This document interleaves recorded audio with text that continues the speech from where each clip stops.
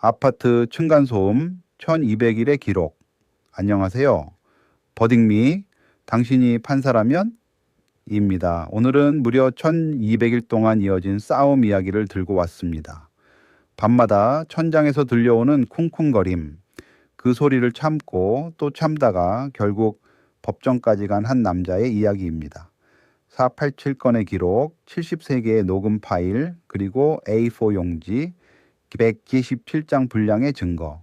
여러분이라면 이 정도면 이웃을 상대로 소송을 걸 수 있다고 생각하시나요? 아니면 공동주택에서 사는 이상 어느 정도는 감수해야 한다고 보시나요? 때는 2020년 7월 15일 밤 10시 23분입니다. 민수 씨는 32살, 결혼한 지 얼마 되지 않은 신혼부부입니다. 꿈에 그리던 신혼집으로 이사 온 지 딱 일주일째 되던 날 밤이었거든요.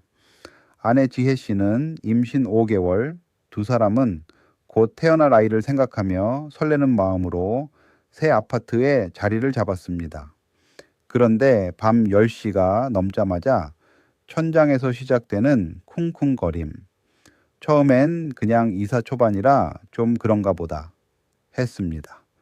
그날 밤 민수 씨가 스마트폰 소음 측정 앱으로 재어보니 62데시벨이 찍혔습니다. 법적으로 야간 층간소음 기준은 43데시벨 이하입니다. 무려 기준치의 1.4배를 훌쩍 넘어선 수치입니다. 민수 씨는 다음 날 과자 한 상자를 들고 위층 5배 미호 초인종을 눌렀습니다. 문을 연 건 30대 초반으로 보이는 남성이었습니다. 강철수 씨 38살이었습니다. 그는 미안하다고 했습니다. 아이가 둘이라 좀 시끄럽다고 조심하겠다고요. 민수 씨는 안도했습니다. 대화가 통하는 이웃이라고 생각했거든요. 그런데 소음은 멈추지 않았습니다. 오히려 더 심해졌습니다. 밤 11시, 새벽 1시, 심지어 새벽 3시에도 쿵쿵거림은 계속됐습니다. 2020년 8월부터 민수 씨는 관리사무소에 민원을 넣기 시작했습니다. 그 이후 3년이 넘는 시간 동안 그가 제기한 민원만 총 147건이었습니다. 그런데 관리사무소는 매번 같은 답변만 반복했습니다. 주의 문자를 발송했다고요. 그게 전부였습니다. 같은 해 10월 지혜 씨는 임신 7개월에 불면증 진단을 받았습니다. 의사는 스트레스성 불면증으로 태아에게 영향을 줄 수 있다며 진단서를 끊어줬습니다. 그날 밤 11시 40분, 민수 씨는 처음으로 경찰을 불렀습니다. 그런데 출동한 경찰은 민사 분쟁이라며 그냥 돌아갔습니다. 위층에선 애들이 뛰어노는 게 범죄냐는 목소리가 들려왔습니다. 민수 씨는 29만 원을 들여 전문 소음 측정기를 구입했습니다. 그리고 매일 밤 소음이 들릴 때마다 날짜, 시간, 데시벨, 지속 시간, 소음의 종류까지 엑셀에 기록하기 시작했습니다. 그렇게 쌓인 기록이 487건입니다. 그중 야간 소음은 300일 미건, 법적 기준치를 초과한 경우는 무려 289건이었습니다. 2021년 2월 딸이 태어났습니다. 그런데 아기는 매일 밤 천장의 쿵쿵거림에 놀라 울었습니다. 지혜 씨는 산후 우울증 진단을 받았습니다. 환경분쟁조정위원회에 조정을 신청했지만 위층 강철수 씨가 불응하면서 무산됐습니다. 2022년 5월 민수 씨는 결국 변호사를 선임하고 손해배상 소송을 제기했습니다. 청구 금액은 2천만 원, 3년간의 정신적 고통과 치료비, 소음 측정기 구입비까지 더한 금액이었습니다.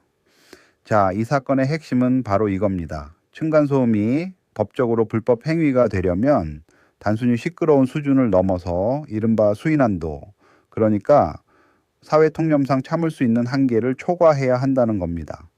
공동주택에 사는 이상 어느 정도 소음은 서로 감수해야 한다는 것이 법의 기본 전제거든요. 그렇다면 기준은 어디까지일까요? 아이 둘 키우는 집에서 나는 소리는 어디까지 이웃이 참아야 하고 어디서부터는 법적 책임이 되는 걸까요? 이게 우리 모두에게 해당될 수 있는 문제입니다. 지금 당장 위층, 아래층에 누군가 살고 있는 분이라면 더욱 귀가 쫑긋해지실 겁니다. 원고 민수 씨 입장에서 생각해 볼까요? 그는 3년 넘게 487건을 기록했습니다. 이 중 289건이 야간 법적 기준치를 초과했습니다. 그냥 예민한 게 아니라 데이터로 입증된 소음이라는 거죠. 게다가 임신 중인 아내가 불면증 진단을 받고 출산 후엔 산후 우울증까지 왔습니다. 의사는 진단서에 환경적 스트레스 요인이 원인이라고 명시했습니다. 관리사무소에 147건의 민원을 넣고 환경 분쟁 조정도 신청했지만 상대방이 불응했습니다. 할 수 있는 건 다 해봤다는 겁니다. 법원에서 실시한 현장 검증에서도 위층에서 뛰는 행동을 시연했더니 순간 최고 67데시벨까지 찍혔습니다. 이게 정상적인 생활 소음이냐는 거죠. 반면 피고 강철수 씨 입장도 있습니다. 이갑살, 5살, 아이 둘을 키우고 있습니다. 어린아이들이 뛰어놀지 않으면 어쩌란 말이냐는 겁니다. 양쪽 이웃인 오베비로, 오뱀3호 주민은 별다른 소음을 느끼지 못했다는 진술서를 제출했습니다.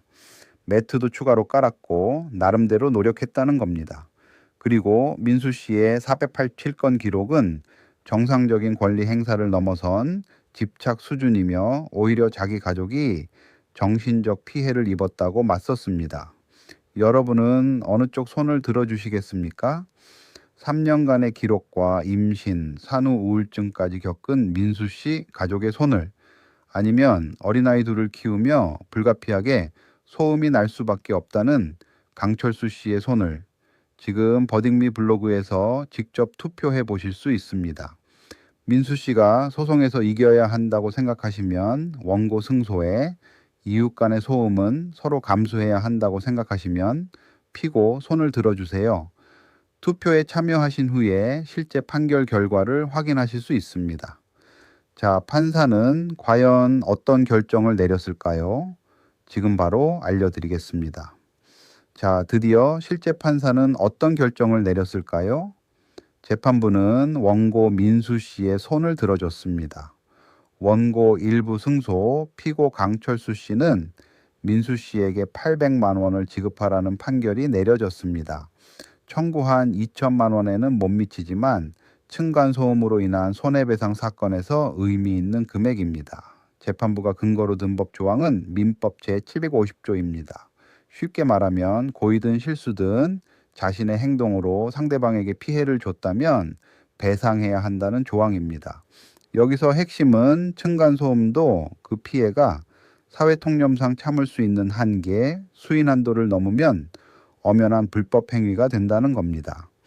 공동주택관리법 시행규칙에서 정한 야간 기준치 43데시벨을 289번이나 초과했고 현장 검증에서 67데시벨까지 측정됐다는 건 객관적 증거로 인정됐습니다. 다만 재판부는 피고 사정도 고려했습니다.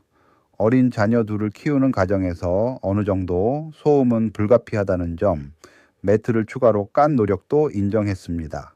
그러나 새벽 1시, 2시, 3시의 소음은 통상적인 생활 범위가 아니며 이는 충분히 관리 가능한 소음이라고 판단했습니다. 지혜 씨의 임신 중 불면증과 산후 우울증 진단서도 중요한 증거로 채택됐습니다. 그래서 2천만 원 전부는 아니지만 800만 원이 적정한 위자료라는 결론이 내려진 겁니다. 이 판결이 우리 일상에 주는 교훈은 명확합니다. 층간소음으로 피해를 입고 있다면 증거를 차곡차곡 쌓아두는 것이 정말 중요합니다.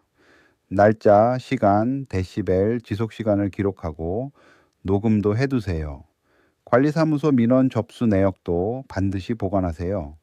그 기록이 법정에서 여러분의 가장 강력한 무기가 됩니다.